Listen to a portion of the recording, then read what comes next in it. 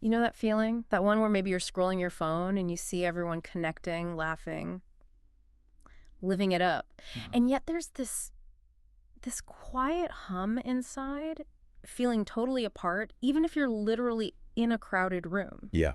Yeah, that's a really common feeling. That's what we're really digging into today. We're doing a deep dive into loneliness, but specifically that emotional weight. Yeah, The kind that doesn't just depend on being physically by yourself. exactly. And we're basing this on a really interesting piece, The Nature and Causes of Loneliness. Right. Think of it as a shortcut, maybe, hmm a way to get to the heart of the why. Yeah. Why do we feel isolated sometimes?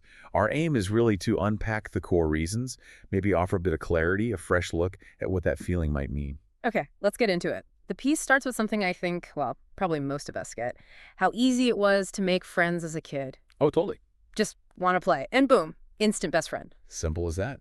But fast forward to being an adult, and wow, it feels like you need a project plan just to make a coffee date. Huh? Yeah. Or advanced logistics. Right. And Right. even then, you might just get crickets, silence. And that contrast is really striking, isn't it? Childhood connections are often just about, you know, doing stuff together. Easy. Yeah. Adult friendships, hmm they take intention, effort, and sometimes, yeah, they feel pretty complicated. Mm. The article really nails those moments, like the text message left on read, or Yeah. plans that just sort of fizzle out. And it's not just annoying, right? Mm-mm. It can actually make you hesitate to even try again. Exactly. And it feels like a key idea here is that loneliness doesn't always start when you're alone. It can start when you feel like you're the only one trying. Like Wow. you keep reaching out and nothing's coming back. And I think big picture, that really points to how vulnerable it feels to connect as adults. We know we could be let down. Sure. And knowing that, like the article suggests, can make us pull back a bit, protect ourselves, hold back so we don't get stung by that rejection. Okay, so then the piece moves on to something that's often pitched as the ultimate cure for loneliness: Right. getting into a romantic relationship. Right, the classic solution. But it kind of flips that idea. It suggests, maybe surprisingly, that a lot of people feel even more alone when they're in a relationship. That feels backwards, doesn't it? It really does. And it makes you think, okay, what's the difference between just being near someone and actually feeling like emotionally close? Yeah.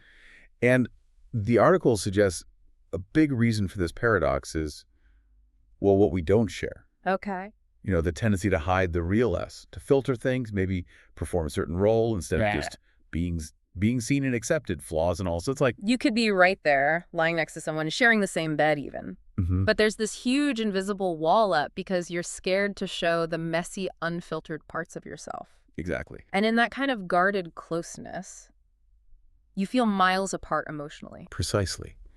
That fear, that underlying fear of being truly vulnerable, it stops the real understanding and acceptance from happening. And those are the things that actually combat loneliness. Right. So if we're always putting on a show, even a little bit, the connection feels thin, superficial. And that just feeds the loneliness, even in a relationship. And it doesn't stop there. The piece also looks at family, those relationships where we're often told, this is it, unconditional support. Yeah, the ideal. But it points out that, well, that expectation doesn't always match reality. Mm. And that can lead to a really deep, kind of painful loneliness. Oh, absolutely. And what's powerful there is how it shatters that ideal we often hold on to. Yeah. The article gives examples like maybe a family member listens, but you can tell they're not really hearing you. Or they jump straight to fixing it. Right. Or they minimize how you feel, or they try to fix things when all you want is someone to just understand, sit with you in it. Yeah. And those kinds of interactions, they can leave you feeling completely invisible, unheard, right inside the system that's supposed to be your safe harbor. It's like you're always trying to perform, Yeah. to fit into this mold that maybe isn't really you, just to get acceptance. And that performance, like the piece says, it's not real connection. It's just managing expectations. You're not being seen for who you actually are. Which leads to this next point, which is maybe a bit more uncomfortable to think about. Okay. What role do we play in our own loneliness? The article suggests, pretty bravely, I think, that sometimes loneliness becomes a defense mechanism, a way we protect ourselves, maybe unconsciously, after we've been hurt or let down badly. Yeah, I can see that. Like building emotional walls after a betrayal or something. Pretty You kind start of pushing people away. Maybe you even tell yourself, I'm better off alone anyway, or people always disappoint. Right. It's self-protection. But, and this is the really tough part, the piece highlights, those same walls have a serious downside. They keep out the good stuff, too. They keep out the good stuff, too. They might shield you from more pain, sure, but they also block the very things you probably crave deep down, like real love, genuine connection. It's a heartbreaking trade-off, really. Wow. Okay. And then there's this other idea, the loneliness of inauthenticity. Yeah. That gap between who you really are inside and I guess, the masks you wear for work or family or even different friend groups. It sounds exhausting just thinking about it. Right. All that code switching and performing. It is exhausting. And that constant effort, hiding what you truly think or feel, it could eventually lead to this really profound isolation, this feeling that nobody really knows you. Because you haven't let them. Exactly. It becomes this kind of self-fulfilling thing. You hide so no one sees the real you, which makes you feel unknown, which makes you hide more. Okay. Then there's another flavor of loneliness mentioned, maybe quieter. The loneliness of just not belonging, that sense of being different, an outsider. Like your thoughts or values or just how you experience the world doesn't quite line up with the people around you. Yeah. That quiet realization, maybe in a family gathering or with friends of, I don't quite fit here, that can feel really isolating. It really touches on that basic human need we have for belonging, for finding our tribe, Sure. And when there's a big disconnect between your inner world and your environment, be it family, friends, work, whatever, it can create this deep sense of, alienation, not fitting in. But then the piece flips it again, offers a really interesting counter perspective. Okay. It suggests that sometimes choosing to be alone isn't actually loneliness in that negative sense. Sometimes it's an act of integrity. Ah, okay. Explain that. Like choosing your own company over connections that feel shallow or fake. Prioritizing depth, even if it means being misunderstood sometimes. Right. That's a really important difference to draw. It's not the involuntary pain of feeling alone. It's a conscious choice to step back. Exactly. To preserve your own authenticity. Yeah. And the article suggests this can actually be a sign of self-awareness. Knowing your values and refusing to compromise them just to fit in or not be alone. That's a really powerful reframing. But the piece does circle back, reminding us that, well, fundamentally, we are wired for connection. We are. Hardwired. And that being lonely for long periods, that involuntary kind, it does have real consequences for our mental health, even our physical health. Absolutely. It underlines how vital social connection really is for us to thrive. Yeah. Long stretches of isolation, feeling disconnected.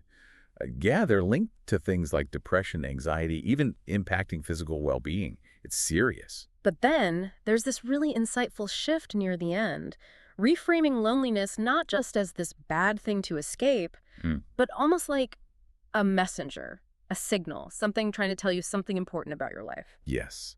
This is such a crucial shift in thinking. Instead of seeing it as like a personal failure or just purely negative, Right. the piece encourages us to ask, okay, what is this feeling trying to tell me? Yeah. Treating it like feedback. And it gives examples, right? Like maybe it's saying, hey, you need to be really seen. Or you need to find your people, the ones who actually get you. Or maybe even, you've been wearing that mask for too long, it's time to take it off. Precisely.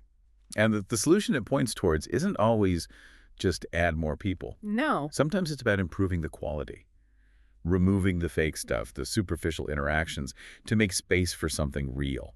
Okay. And it also touches on how relationships change, how we can, naturally outgrow friendships or relationships that maybe fit who we used to be but not who we are now.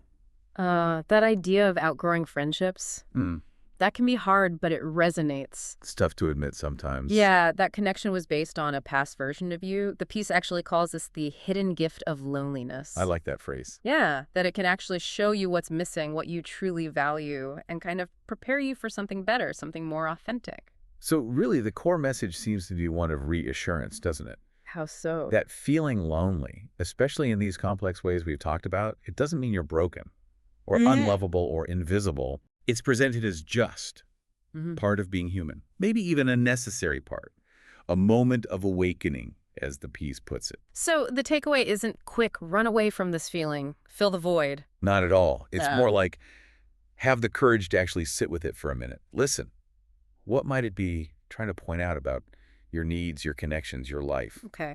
Listen to the loneliness. Exactly. And maybe the most hopeful part is that loneliness, even when it feels awful, doesn't have to be the end of the story. Yeah. It could actually be the start of a new chapter, one where you decide, okay, authenticity comes first. where you actively seek out real belonging instead of just settling for connections that leave you feeling empty or unseen anyway. That is a really powerful thought to leave things on, finding the beginning in the loneliness. Thanks for unpacking all that with us.